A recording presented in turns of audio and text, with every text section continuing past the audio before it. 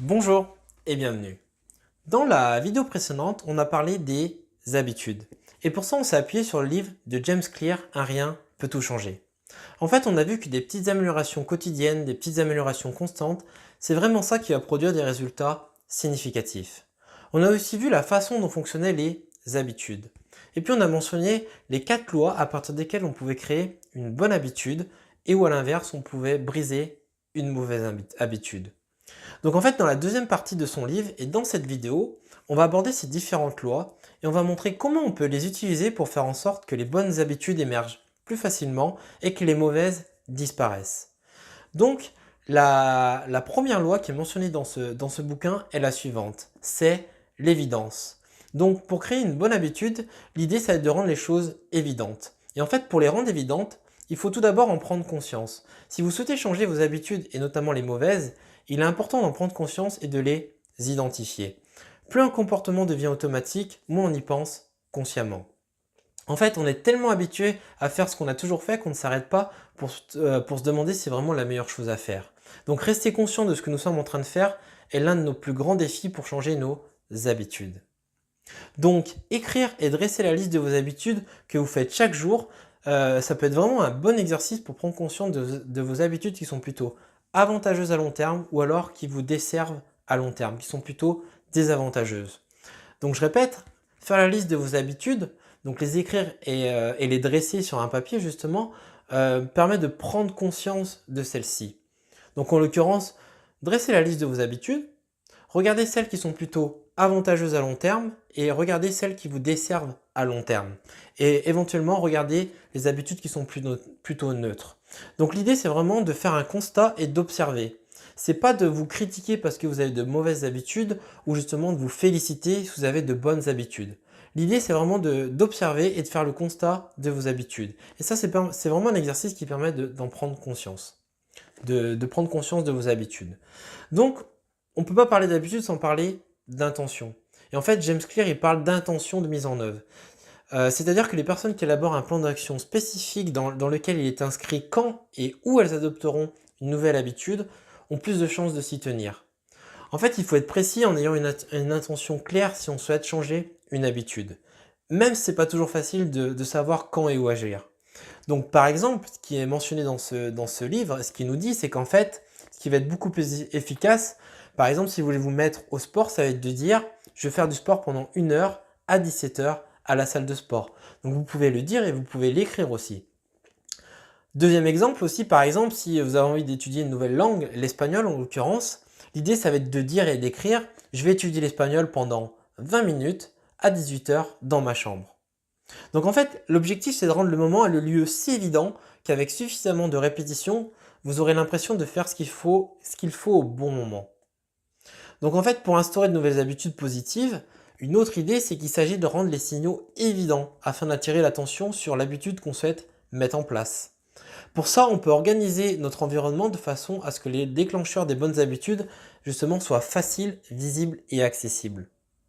Donc on va donner 2 exemples concrets. Le premier, c'est le suivant. Si par exemple vous souhaitez jouer de la guitare, vous avez envie de vous prendre l'habitude de jouer plus à la musique et en l'occurrence faire de la guitare, l'idée c'est vraiment de placer cette guitare au milieu du salon. Par exemple, un endroit de passage, un endroit où vous passez fréquemment. Deuxième exemple, si vous avez envie de créer une nouvelle habitude qui est par exemple de boire plus d'eau, vous ne buvez pas assez d'eau, vous avez envie de boire beaucoup plus d'eau, l'idée ça va être de remplir des bouteilles d'eau chaque matin et de les placer dans des lieux de passage de la maison. Et comme ça, vous serez beaucoup plus amène à adopter cette habitude de boire plus d'eau en l'occurrence. Donc en fait, en distillant des éléments déclencheurs dans votre environnement, vous augmentez les chances de penser à votre habitude tout au long de la journée. En fait, il s'agit de concevoir un aménagement propice aux bonnes habitudes. A l'inverse, l'un des moyens les plus pratiques d'éliminer une mauvaise habitude consiste à réduire l'exposition aux déclencheurs qui la provoquent. Supprimez de votre environnement les déclencheurs des mauvaises habitudes. En fait, l'idée c'est de rendre ces déclencheurs invisibles. Par exemple, si vous n'arrivez pas à travailler, laissez votre téléphone dans une autre pièce pendant quelques heures.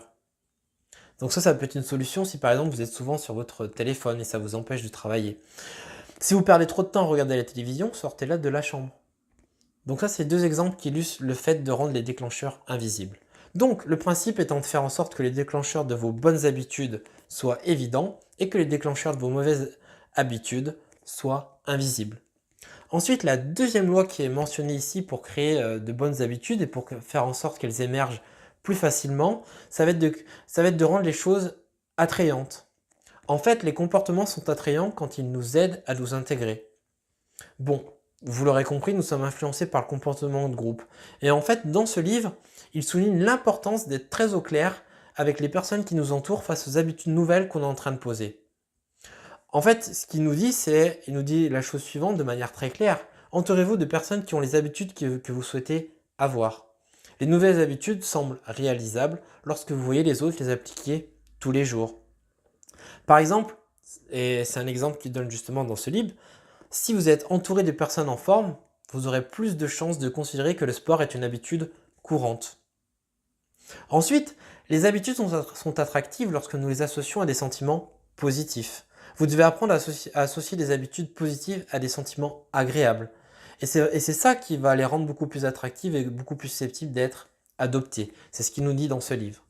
Par exemple, James Clear, il parle de créer un rituel de motivation à travers l'utilisation d'un déclencheur spécifique lorsque vous avez besoin d'un peu de motivation.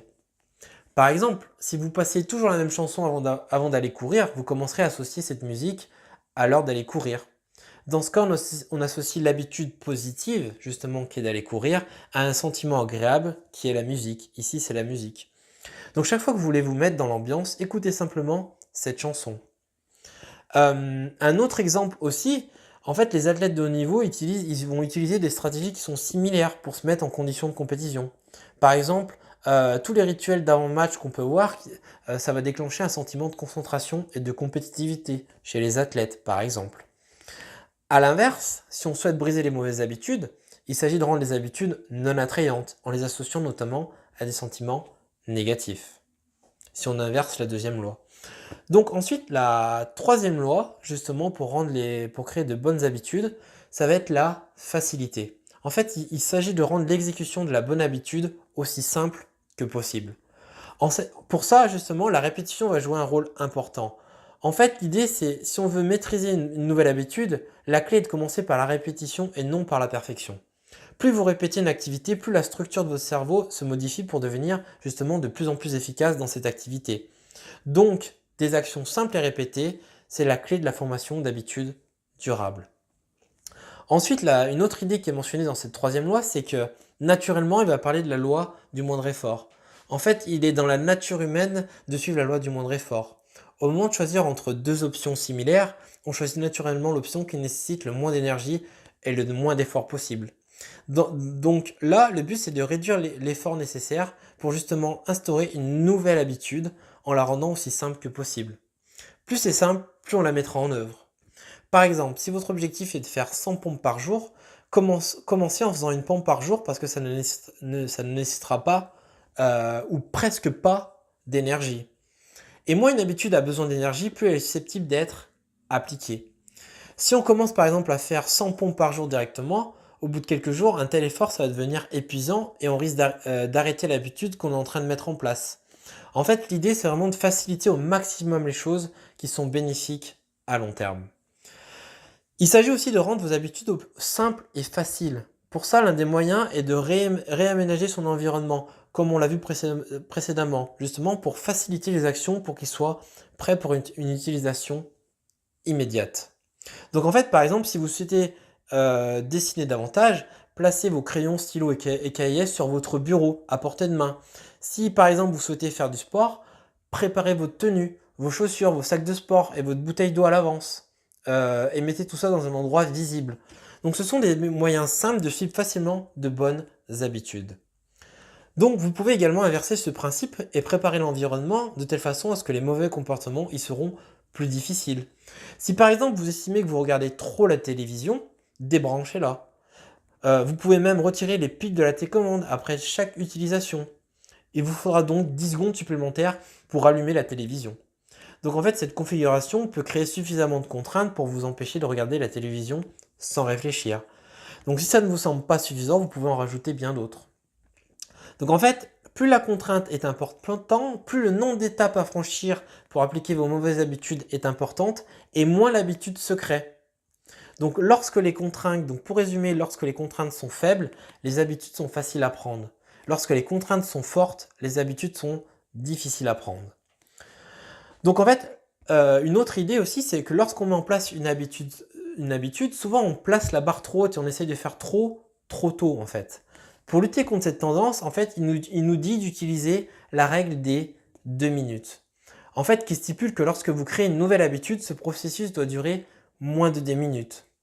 Vraiment, l'idée, c'est de rendre vos habitudes aussi simples, aussi faciles que possible pour commencer. Donc en fait, les actions qui suivent peuvent être difficiles, mais les 2 premières minutes doivent être faciles. En fait, ce que vous voulez, c'est une habitude passerelle qui vous conduit naturellement vers l'objectif recherché. Par exemple, on va prendre un exemple concret. Vous souhaitez acquérir comme habitude de vous mettre au sport. Ça, c'est l'habitude que vous souhaitez mettre en place. La première étape va être de se changer et mettre des vêtements de sport. C'est là que s'applique la règle des 2 minutes. Quand ça c'est maîtrisé, qu'on l'a répété plusieurs fois, on passe à l'étape suivante. La deuxième étape, ça va être de sortir de chez soi, aller marcher. La troisième étape, ça va être d'aller à la salle de sport, s'entraîner pendant 5 minutes et rentrer chez soi. La quatrième étape, ça va être de faire du sport pendant 15 minutes, au moins une fois par semaine. Et la cinquième étape va être de faire du sport 3 fois par semaine. Donc en fait, votre objectif peut être de vous mettre au sport, mais votre habitude passerelle est de mettre vos vêtements de sport. En fait, c'est ainsi que vous suivez la règle des 2 minutes selon James Clear. Dès que vous avez du mal à vous en tenir à une habitude, vous pouvez appliquer la règle des 2 minutes, dont le but étant de faciliter la première action. Ici, dans notre cas précis, si vous souhaitez mettre en place l'habitude de vous mettre au sport, la première action qui doit être simple, c'est par exemple, et que vous devez mettre en place si vous voulez créer une nouvelle habitude, c'est par exemple de vous changer et de mettre des vêtements de sport. Ça, c'est vraiment la première étape qui va permettre de faciliter la mise en place de cette habitude. Et donc là, c'est ça et en faisant ça, c'est ça qui nous permet de suivre la règle des 2 minutes. Donc ça, c'est un moyen simple de rendre vos habitudes plus faciles. Et puis, la quatrième loi, pour qu'une habitude émerge, ça sera de rendre les choses satisfaisantes. Il nous explique toute l'importance de la notion de récompense. Et en fait, les récompenses immédiates vont rendre votre habitude satisfaisante pour vous, pour votre cerveau, et c'est ça qui renforce le comportement de l'habitude. Donc en fait, nous sommes plus susceptibles de répéter un comportement lorsque l'expérience a été satisfaisante. Donc en fait, le plaisir indique à votre cerveau qu'un comportement vaut la peine d'être rappelé et répété une prochaine fois. Par exemple, un dentifrice au goût rafraîchissant de menthe ou un savon qui sent très bon peuvent vous procurer le plaisir de prendre l'habitude. A l'inverse, si une expérience n'est pas satisfaisante, nous avons peu de raisons de la répéter. Donc dans cette partie aussi, dans cette quatrième loi, il parle aussi des moyens pour conserver vos habitudes sur la bonne voie, de savoir si vous avez ou non pris une habitude. Il évoque le fait d'utiliser un système de suivi des habitudes qui permet de mesurer ses progrès. Donc par exemple, ça consiste à utiliser un calendrier et à rayer tous les jours au cours desquels vous appliquez votre routine. Donc en fait, le suivi des habitudes est efficace car il rend un comportement à la fois évident, en lien avec la première loi. En fait, il y a une progression qui est visuelle, rayer les cases du calendrier. Il rend aussi un comportement qui est attrayant, par exemple en référence à la loi numéro 2. C'est motivant parce qu'on voit progresser et ça fournit une preuve visuelle des efforts que vous avez fournis. Et aussi, ce suivi des habitudes, en fait, il est efficace car il rend un comportement satisfaisant. En fait, il est satisfaisant de rayer un élément de votre liste de tâches, de remplir votre journal d'entraînement ou justement de marquer une croix sur le calendrier car ça veut dire que l'habitude a été mise en application. Donc en fait, il est toujours agréable d'observer la progression de vos résultats. Et si vous voyez du positif, vous serez encore plus motivé pour continuer. Donc c'est ce qu'il nous dit dans ce livre et ce qui justement illustre la quatrième loi. Donc pour briser une mauvaise habitude aussi, on peut justement, et on va inverser cette quatrième loi, c'est ce qu'il nous dit dans ce livre. Il s'agit de rendre un comportement immédiatement insatisfaisant. Nous sommes plus susceptibles d'éviter les expériences dont la fin promet d'être douloureuse. Plus la douleur est immédiate, moins il est probable qu'on adopte un comportement donné. Donc par exemple, les clients qui payent leurs factures dans les délais, Donc l'idée, c'est que les clients qui payent leurs factures dans le délai, sinon des frais de retard leur sont facturés. En fait, nous faisons tout pour éviter une sanction immédiate. Donc en conclusion, pour conclure, l'idée clé, c'est que des ajustements mineurs répétés au fil du temps peuvent conduire à de véritables transformations. Il souligne aussi l'importance de croire justement au changement et de s'engager dans le processus. Donc, on a vu dans cette vidéo à travers les 4 lois que pour que de bonnes habitudes émergent et donc l'adoption d'un nouveau comportement, il fallait rendre les habitudes évidentes, faciles, attrayantes et qu'il y ait une satisfaction à la fin pour qu'elles puissent perdurer. Donc si vous voulez mettre en place un grand changement, ce sont des petits changements que vous devez valoriser.